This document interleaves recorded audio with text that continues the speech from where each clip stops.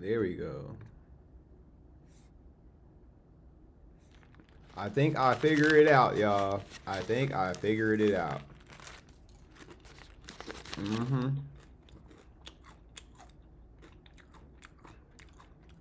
All right. I want y'all to get off here and go to my YouTube channel, same name, JosephMoonwalkers. I'm live on there, and I just, so you can see the screen as well. What I'm reacting to is the interviews. All right, so hurry up.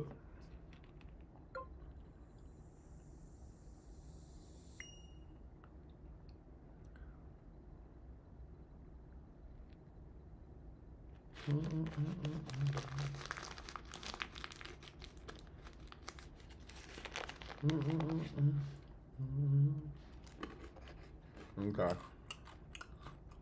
There we go.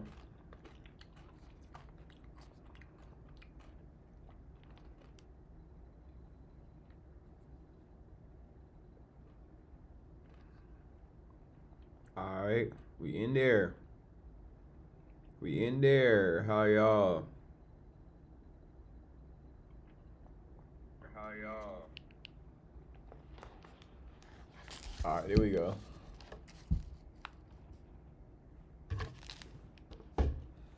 All right, let's go.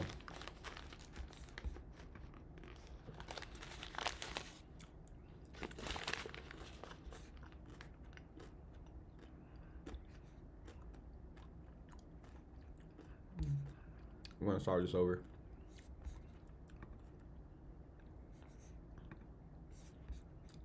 Oh, there's an interview. It's been almost 4 years since you recorded or come out with a new album. How do you feel now that the album is out? I feel rejuvenated, kind of, because after working on it so long, it's so much work. A lot of people, they're used to just seeing the outcome of work. They never see the side of the work you go through to produce the outcome. And I feel, rejuvenated and happy. It's a jubilation, really, is what it is. It's like a celebration. It's like, we're done. How long did it take to come up with, I guess you almost wrote 8 songs or 7 songs? Oh, let me see. What screen is that?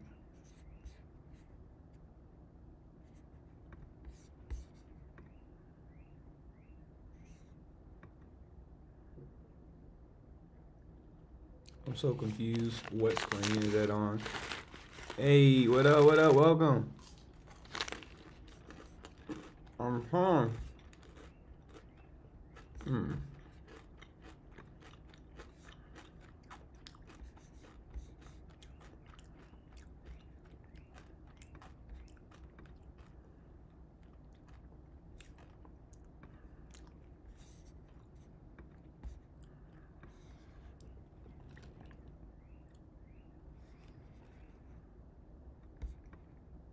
I'm so confused.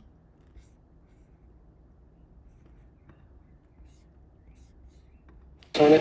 How long did it take to... I'm trying to fix this. It is annoying.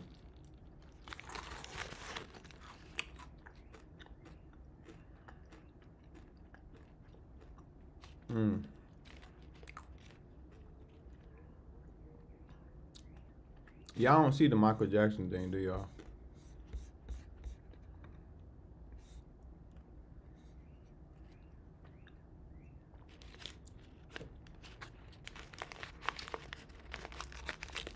It's like it's stuck on a...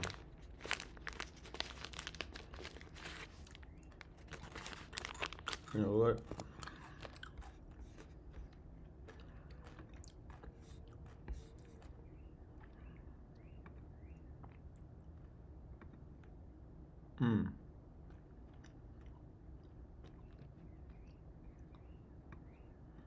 I just can't stop loving you.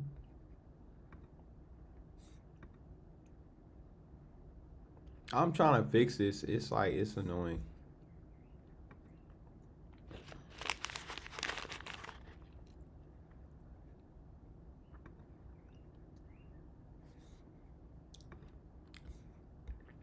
we're gonna fix this. Hold tight, please. Give me patience. I'm trying to share a screen with y'all.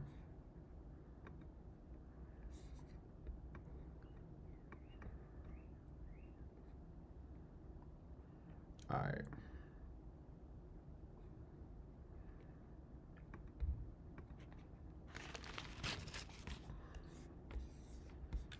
I think I got it.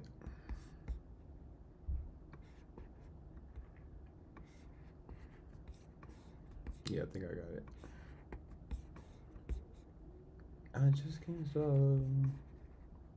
I got that song in my head. I don't know why.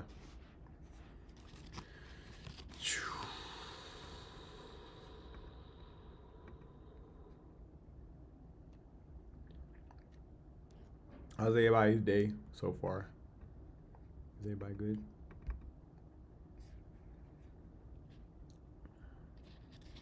UK, what up, what up, what up, what up? What up? I'm just trying to fix this so y'all can actually see the interview along with me.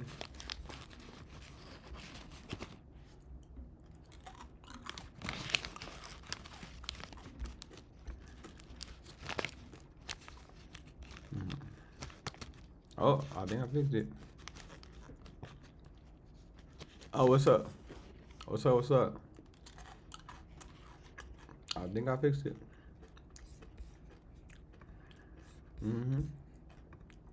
Let me see. Moment of truth. Yeah, there we go. Here we go. Thank you for your patience. It's been almost 4 years since you recorded or come out with a new album. How do you feel now that the album is out? I feel rejuvenated, kind of, because after working on it so long, it's so much work. A lot of people, they're used to just seeing the outcome of work. They never see the side of the work you go through to produce the outcome. And I feel, rejuvenated and happy. It's a jubilation, really, is what it is. It's like a celebration. It's like, we're done. How long did it take to come up with, I guess you almost wrote 8 songs or 7 songs on it? How long did it take to come up with that creative process? I don't remember. I totally don't remember. I don't even count the hours or anything. Every song is different. Sometimes it happens quickly, sometimes it happens slowly. No one can quite say what the creative process is because I have nothing to do with it almost. Because it's created in space. It's God's work, not mine. Talking about that, God gives us a lot of gifts a lot of times, and you've been really blessed with a tremendous amount of gifts. And yet it seems as though a lot has been required of you. Do you sometimes regret being so utterly famous? No, sometimes, only sometimes.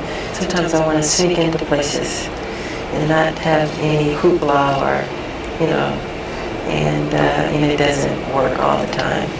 Because people start and crowd around, which is sweet. I mean, I shouldn't complain, but no, but you have a right to complain because everybody has the right to go out there and to just be alone. But it seems like that right isn't really given to you. Well, it's part of the work, I would say. How do you feel about the song "Bad"? We talked earlier, and I told you that I like the song "Bad" because it's really all about you. You are the baddest when it comes to the record industry.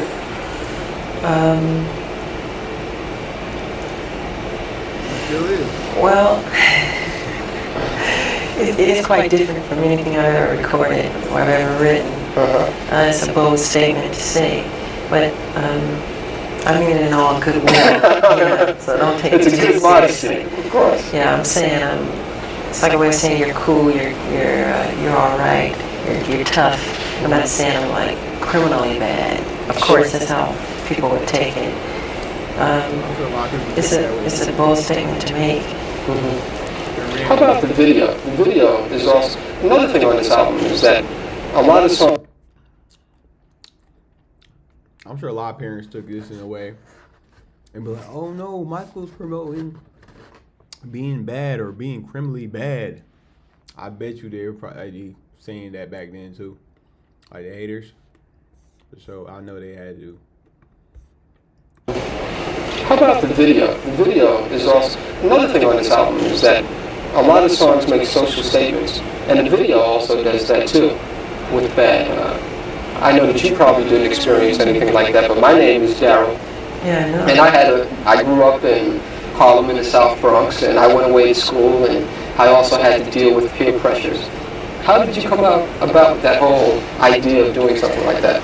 Well, it wasn't really my idea. It's actually part of a true story where this kid tried It's to... my story. Yeah, it's your story, but the truth of what really happened, this kid, don't look at me, Frank. Let's do that. Hold on for a second. Yeah, don't make faces. How? Now I know that you didn't write the video, but you're telling me the story is almost like the story of my life, but you're telling me that it's based on another person. Yes, it is. This kid who went to school upstate in the country or whatever, who is from the ghetto, and he tried to make something of his life. And he would leave his old friends behind, and when he came back, on spring break or whatever, Thanksgiving break, his friends became so envious, jealous of him that they killed him. But in the film, I don't die, of course. So it's a true story that we had taken from Time or Newsweek magazine. Yeah. And he is a black kid like me, and it's a sad story. But pardon? How does that make you feel when you see those sad stories? Oh, something like that is very sad because it's all negative, it's wrong. I think that's life, to want to grow and become more. And like you plant a seed and it grows into something beautiful. And it never dies, really. I think people should be that way. You know what? My favorite song on the album is Man in the Mirror. Oh, yeah, I like that a lot. That's my favorite song. I tend to hold a feeling that no matter what you do in the world, it really has to start with you. It's my philosophy, too. If you want to make the world a better place, take a look at yourself and then make a change. Is it hard to do? Yeah, well, people don't look at themselves honestly. They don't look at themselves and point the finger at them. It's always the other guy's fault or somebody. You should change yourself. Look at yourself. Make better of yourself, you know? When you look in the mirror, are you happy with what you see? In what way? Just when you look there, in terms of that social philosophy. I'm never totally satisfied. I always wish the world could be a better place. You think he kind of dodged that question? Because, you know, he asked, like, you look in the mirror, are you happy with what you see? And then he said, I'm never truly satisfied. I believe the world can be a better place. You know, even though he was actually pertaining to him. But I mean, he's going through a lot though. He's gone through a lot. So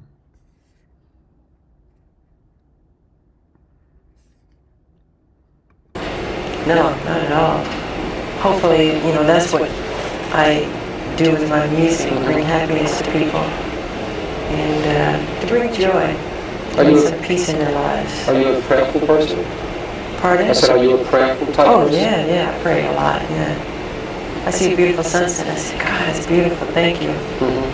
Or a baby smile, or butterfly's wings, or anything like that, you know. You know, on the album version of I Just Can't Stop Loving You, you make some very strong, sensuous remarks to a woman that you're lying next to. I was in the bed when I was doing that. Really? Also, yeah. I was laying in cover and everything when I did that whole rap, you know, And in the dark. And the lyrics go, because people really don't understand me. You know, I say a lot of people misunderstand me. It's because they don't know me. I guess that's true. People believe a lot of crazy stories they read. Yeah. Some is true, some is not. And does it hurt when you see those crazy stories? sometimes, but it's part of the work, you know. You ever want to lash out in any type of way and say, hey, that's not true? Yeah, a lot of times. Oh yeah, that man. You feel me? Come on now. But why bring more attention to a thing? You know? Is there another favorite? Ooh, you heard what he said? Hold on, I gotta run this back. Lash out in any type of way and say, hey, that's not true? Yeah, a lot of times. But why bring more attention to a thing? Why bring more attention to it? You feel me? I feel like that's what we're doing today. I understand when leaving Neverland 2 and all that, and we're lashing out, but we're kind of bringing more attention to that in a way, you know what I mean? Like, oh, they're coming out with this, and somebody tweeted, it was like, I didn't even know about it until I've been seeing a lot of MJ fans talk about the situation, bring up on the timelines. Like, dang, we're actually kind of promoting it in a way. That's in a way, wouldn't you think so? Like, we're promoting it more in a sense to where it's like, I don't know if it's a double-edged sword. I don't know. Just let me know if we're on the same page, because I feel like we're just he said it. Well, he said what he said. He bringing more attention to it all the time. I feel like lashing out, I guess, or I bring more attention to it. So, yeah. Yeah, a lot of times. But why bring more attention to a thing? Is there another favorite song of mine? Is not as much as Man in the Mirror, but Liberian Girl. Yeah. Is there a Liberian girl in your life? No, I wrote that at my house in the game room. I guess I was playing some pinball or something. It's just funny that he wrote Liberian Girl in the game room while playing pinball. That's the last scenario you'll think about when you're listening to Liberian Girl. You feel me? Like, yo, I wonder, like, what situation, who he was thinking about. I was playing the game. I was in the game room playing the game. Yo, Lil Mike. In the game room. I guess I was playing some pinball or something. And the song just popped in my head. And I think I ran upstairs, put it on tape. And it became Liberian Girl. Same thing with We Are the World, We Are the Children. I didn't really, I don't know why those words came. They just came as that. We are the ones to make a brighter day, so let's start giving. I didn't think about it, just comes.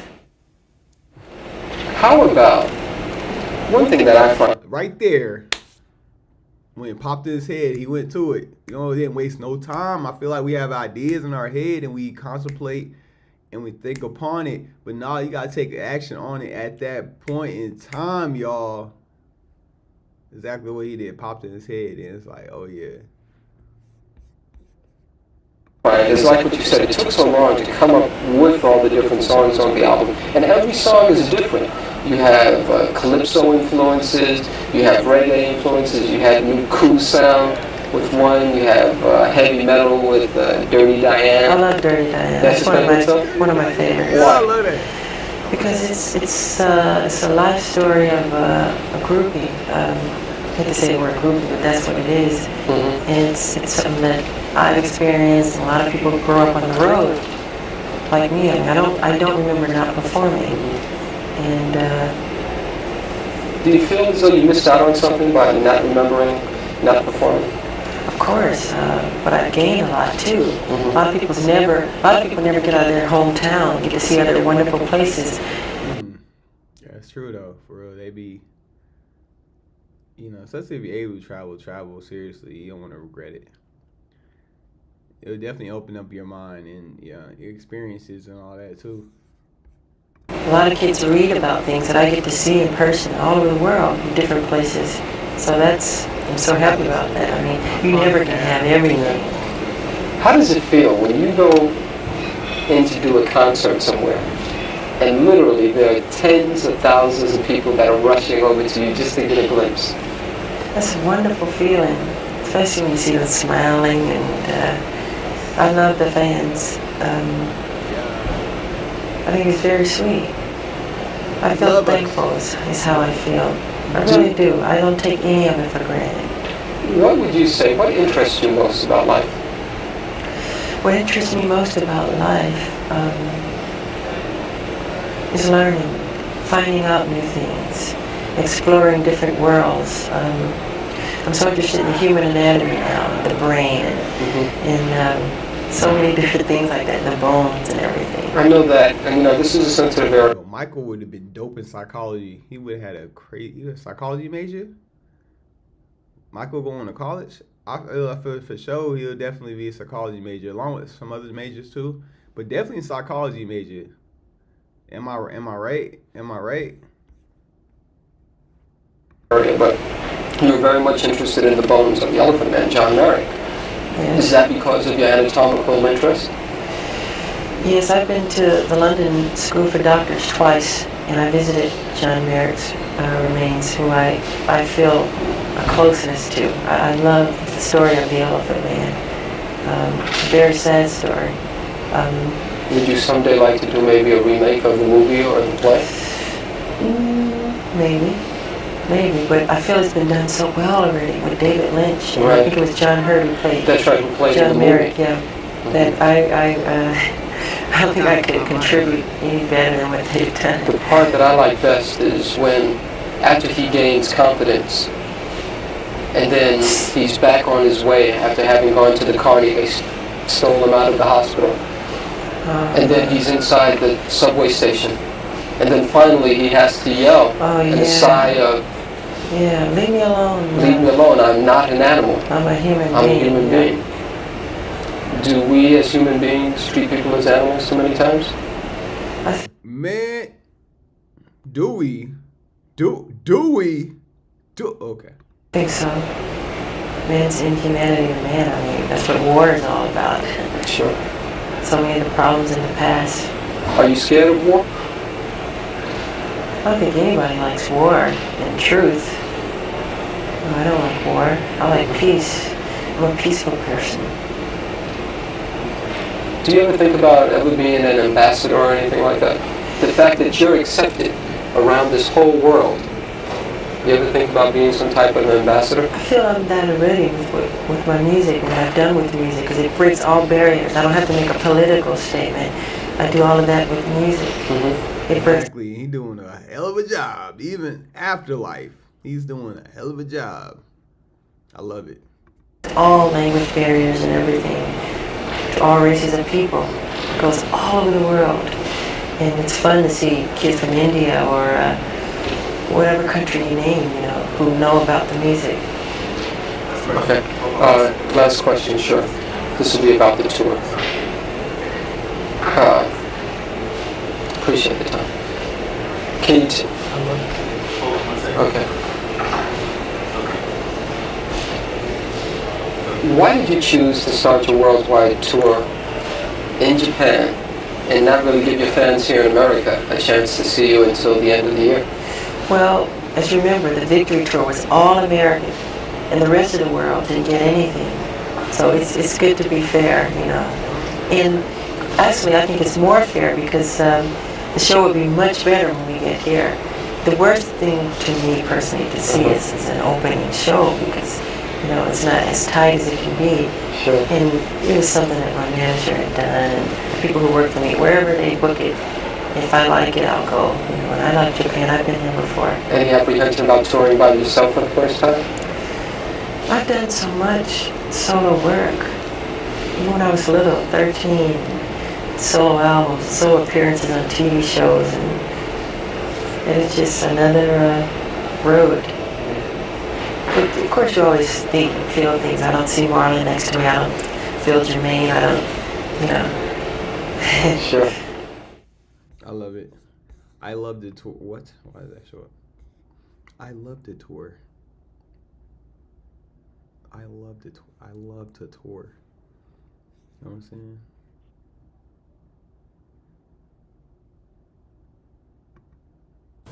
Superstars, by definition, are rather unusual people. So when you get to the most super of superstars, you have to expect the kind of weird and wild rumours that surround Michael Jackson. We don't touch on the pop world all that often, but Michael Jackson is much more than an entertainer. He's a symbol of the times. He hasn't given a full-scale TV exclusive this decade, so when, in the whimsical manner of superstars, he chose Australia's Ian Molly Meldrum to do the first interview and us to present it, we thought, why not? It meant putting up with an army of minders and going through more complicated negotiations than an arms treaty. The result is a break from our normal format. Man, journalism is so much different now.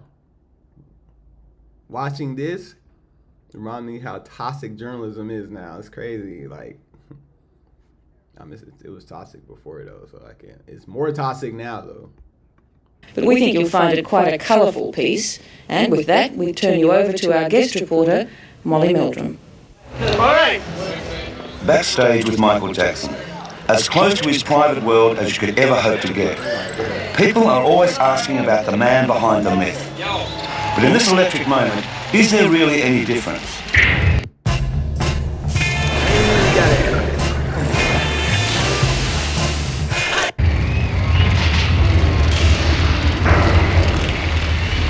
If you want to find out more about the real Michael Jackson, you start here, at his magical launching pad, and let yourself be part of the illusion.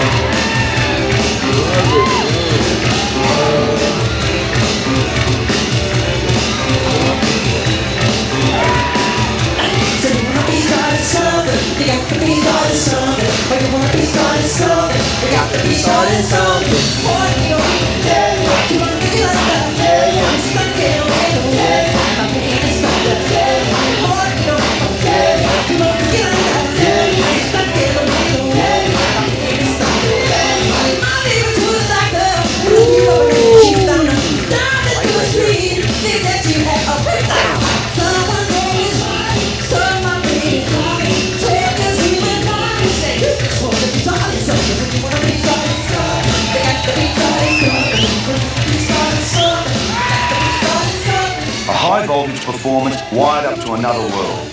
The man they call Pop's Peter Pan is in full flight. If there was ever a pure entertainment machine, you're watching it.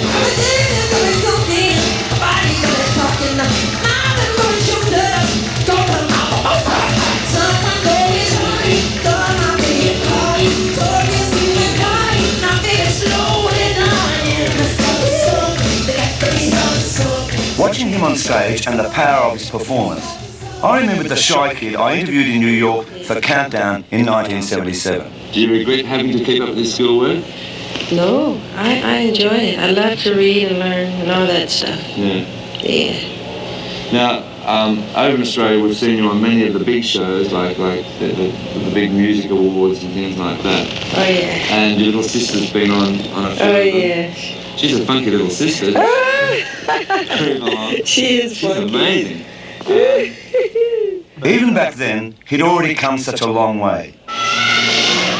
The son of a crane driver from industrial America, tripping the light fantastic when his friends were struggling in school plays, the boy who was born to sing knew nothing but the stage. At the time I talked to him, he was getting ready to rock with you. This song, I love this song. I love the video. So much aura.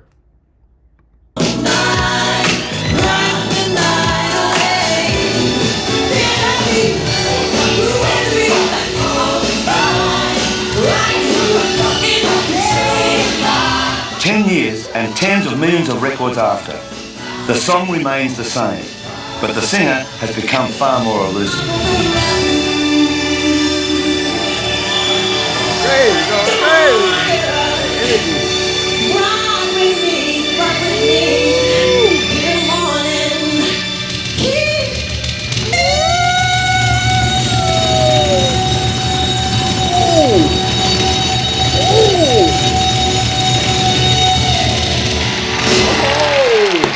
Working in a Tokyo hotel room, I still can't quite believe that of all the world's press, Michael's agreed to talk to me again.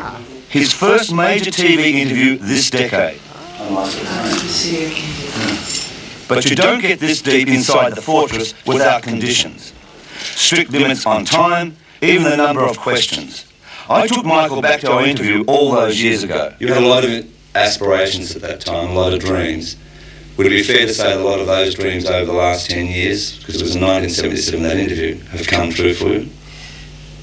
Most of my dreams seem to come true, and I'm so thankful that they do. I don't know over what period of time, but I have lots of dreams, and they usually come true, and I'm so glad.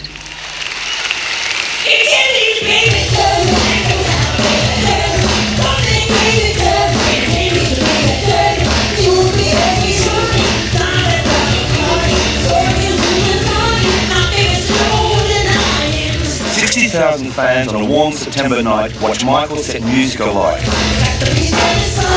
Tonight it's Tokyo, an inkling of things to come when his Magical Mystery World Tour hits Australia in November.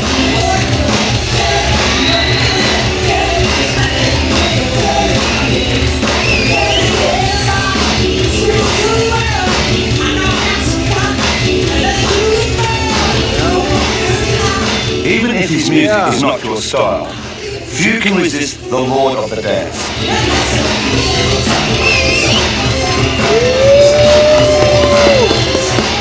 I dance a lot anyway. I've always loved to dance.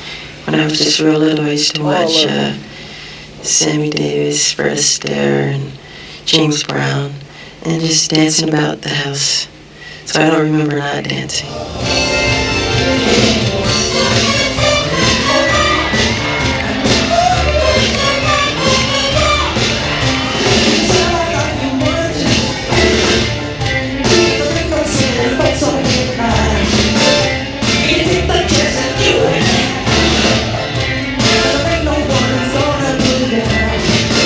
Like all superstars, Michael has to deal with a plague of allegations about his private life. Headlines which paint him as a weird recluse. Rumours about his supposedly mammoth plastic surgery. About his supposed fascination for bizarre relics like the Elephant Man.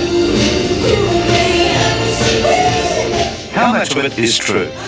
Ask the question, and you meet Michael's manager, cigar-smoking Frank DeLeo. He joined the interview as Michael's friend and chief minder. Now about those headlines. Does it affect you? Does it hurt you to see some idiotic stories that are written? Yeah, I'll answer that question if you don't mind. It hurts me. And if it hurts me, I know it hurts Michael. He's a little more blasé about it than I am. He just sort of shrugs it off.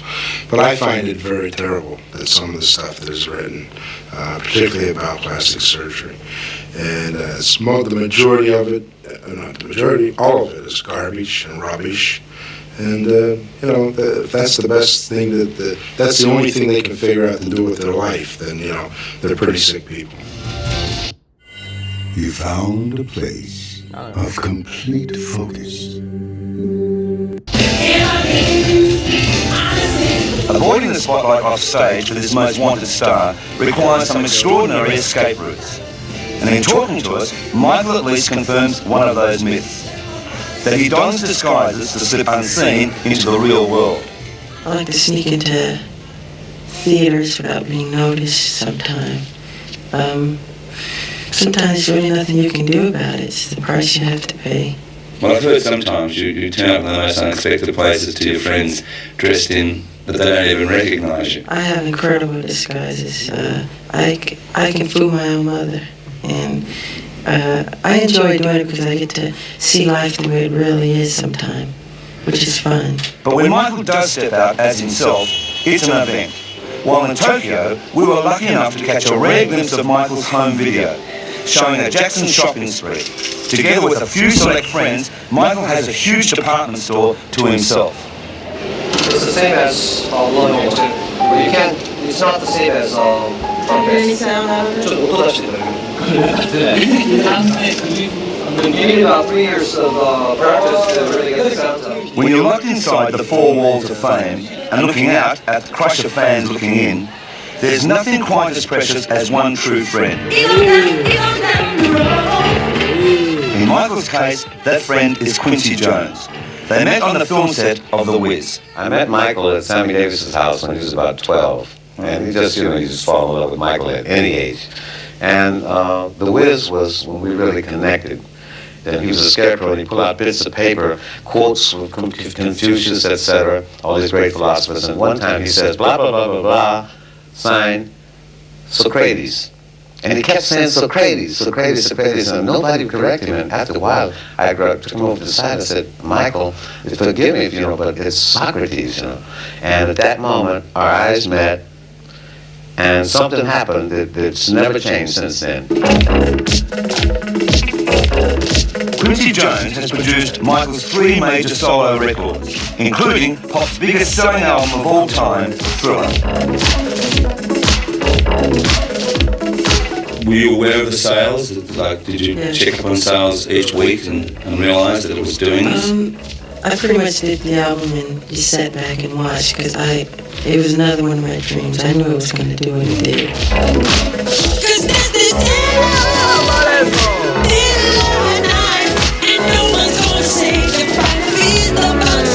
Selling over 40 million copies, Thriller not only changed the way music was made, but also video clips. But perhaps one of Michael's greatest influences has been on dance. He took breakdancing out of New York's ghettos and made it a passion for his generation.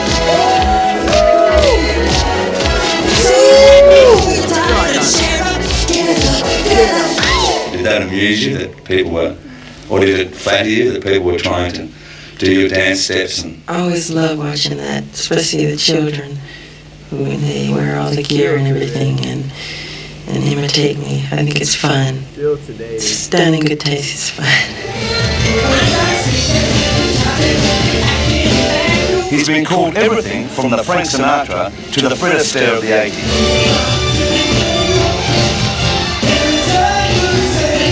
The spotlight has made him music's first billionaire. All that at 29. Y'all heard that, right? Y'all heard that, right? At 29 years old. Come on now. First. Get it right. Like a laser beam, all the time. He always does his homework. I've never ever seen him nervous about anything. I called him just before he went on this show. This is his first solo tour ever. I said, you nervous? He said, no, I can't wait to get on stage tonight.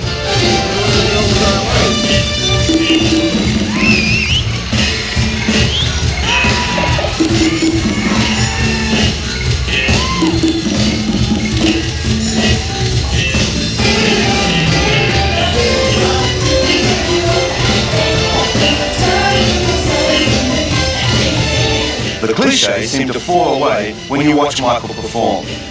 When he says he's inspired by things spiritual, you believe him. And when he says that four-letter word love, you believe that too. Yeah, I love children and animals and Quincy and Frank. Quincy. And that's what's so wonderful about traveling. I get to see all the cultures and people and the children. It's wonderful. It's my greatest inspiration, I would say. It was that sense of humanity that inspired Michael to sit down with Lionel Richie in the summer of '85 and write this.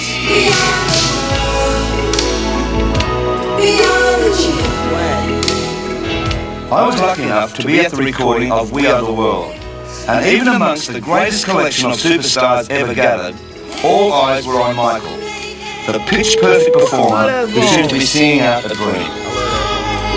It's true, we make a better day. You and me. I said I wanted it to be something like an anthem where it would affect the whole world, where everybody could sing it and have such melodic simplicity to it, where a 5-year-old child could sing it and like it, that type of thing. And as I remember waking up from my sleep the next morning, before putting it down really, most of the song was there, and I went in the studio and kind of did a demo and presented it. And first Quincy asked me to do it with Lionel, you know. And I remember calling Quincy, telling him I had the tape. And then Lionel put some lyric to it. And I hate saying who did what, but it always sounds so. Something of interest, though. But just when you thought it was safe to call Michael Pop's good boy, he comes up with this.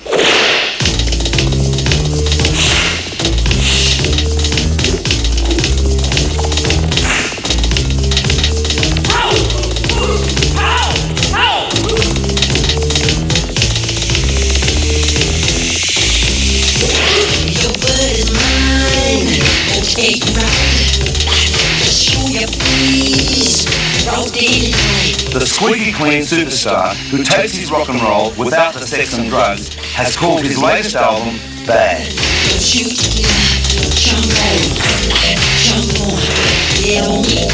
In a world where he could have cashed in on his fame overnight, Michael spent 6 years making Bad sound exceptionally good. I asked him why. Oh boy, that's a hard question. Well, first of all, you wrote 9 of the songs on this album. Yeah, it's just a series of collecting songs and writing songs in my mind over a period of years or whatever. And it's hard to say how one creates music because it's hard for me to take credit. I feel it's more spiritual and heavenly than I can't take credit for it, really. Right. Hey, did you know you might get a big cash payout if you were in a car accident last year? Yep, even if you're...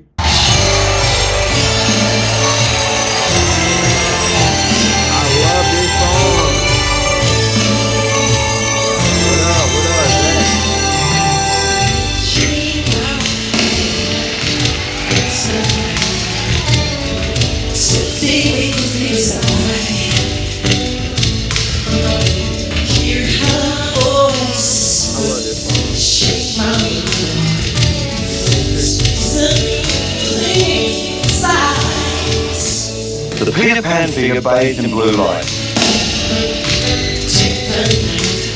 Michael Jackson is truly one of modern music's enigmas. Some say he's a kid who never really grew up. But perhaps his friend Steven Spielberg had it right when he said, "It's a nice place Michael comes from. I wish we could all spend some time in his world."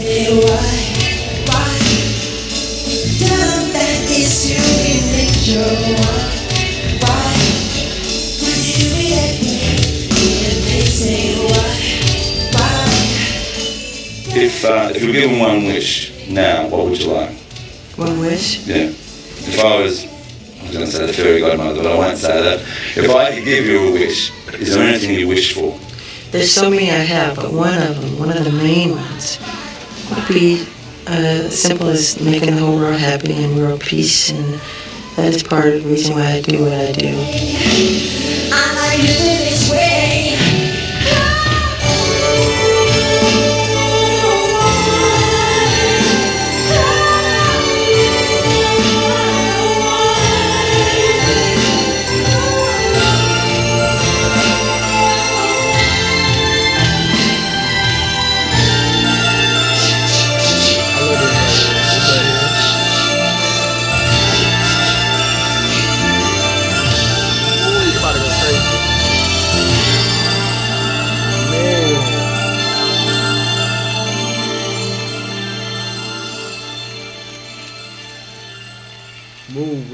Move with it. Yo, amazing. Michael Jackson, everybody. Michael Joseph Jackson. I love it. Most definitely. I'm starting doing more of these, like reacting to the interviews and stuff, but I really appreciate every single one of y'all. I'm about to get off and yeah, about to relax. So, but thank y'all for tuning in. You know what I'm saying? King of Pop, Michael, you the GOAT for life, forever. For sure. But I'm gonna definitely holler at y'all later. Cause I ain't gonna lie, I'm tired. Why? Tell them that it's human nature. Why?